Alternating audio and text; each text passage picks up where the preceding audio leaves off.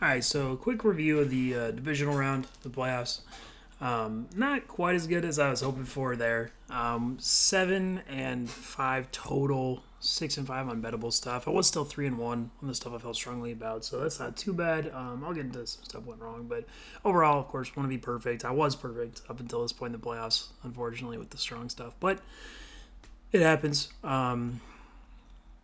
Yeah, so let's talk about the games real quick. So first, I had the in the Rams Packers game. I felt pretty strongly about the Rams +7, and I think I can pretty comfortably say that I was just wrong about that one.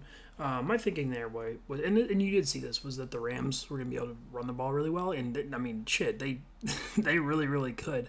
What I just underestimated the ability of the Packers offense, which I've done before through the season. I thought that's one of those lessons that I should write down more was that when you give Aaron Rodgers, Devontae Adams, plus enough functionality over the middle of the field that they're just going to win, right? And that's what happened in this game was because I had talked about how I thought their secondary receiver would be really limited between like Lazard and VS, and I think that was mostly true. Lazard better than I give him credit for probably, but like I mean outside of that one long touchdown, was he great? No, but it's more about Tunyon and the running backs like over the middle of the field. And frankly, they did run the ball better than I thought. And that I think a lot has to do with I mostly wrote off Aaron Donald's injury. I'm still it's hard for me to kind of figure out without being there, how much injury is going to affect the player. And I was just wrong. I kind of just figured he'd be fine, and he very clearly wasn't. But yeah, overall, I definitely think I was just wrong about that one.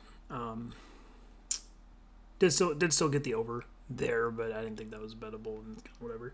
So then the next game would be the Ravens Ravens Titans. No, that's was the week before.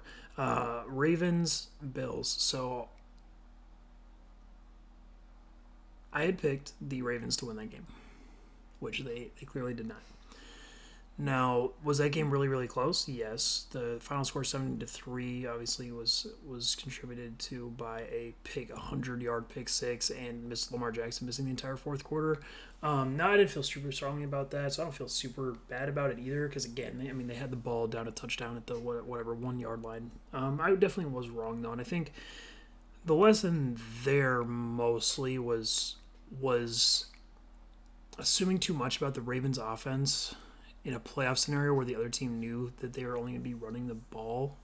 Now that's kind of a hard thing to pin down. I don't feel super great about that conclusion until I watch that game more, or rewatch that game more. But yeah, I don't feel super bad. That was the other one that I got wrong though. Again, I got the under on there. I think that was pretty obvious, and you saw what happened because those offenses are not perfect, especially the Bills, the way that people think they are. And that under, it was 49.5 was just too high, but yeah, it is what it is. Next game, so that would be the Bucks. I felt real strong about the Bucks winning for effectively the exact reasons you saw. That while the Saints theoretically have a lot of talent over the ball, they do miss real driving factors versus good teams to cause them to win. Now, did I expect Drew Brees to throw whatever 3 picks? Of course not, but the idea was there, right? It was that with the Saints having to move the ball up and down the field consistently versus a team that flies around, and the Saints not taking advantage of what is actually bad about the Buccaneers defense, being the safeties and their corner play down the field. That's what happened. So yeah, I feel good about that one. I felt real strong, and the Bucks did win. It's in the last one, so hey, Cleveland +9. So Mahomes also did miss the fourth quarter in that game, like Lamar in the other one, but this is a much different circumstance. They ended up at 5, so I think if there is another score, the Browns probably have more incentive to try to score again. Maybe don't punt in the last one, but overall, yeah, I felt real strong about that too. That was just a really big line, and yeah, the Browns. Listen, the Browns are fucking good. I love the Browns. I'm gonna love them next year too. It's just the Chiefs are so much better than everybody else. It's really hard.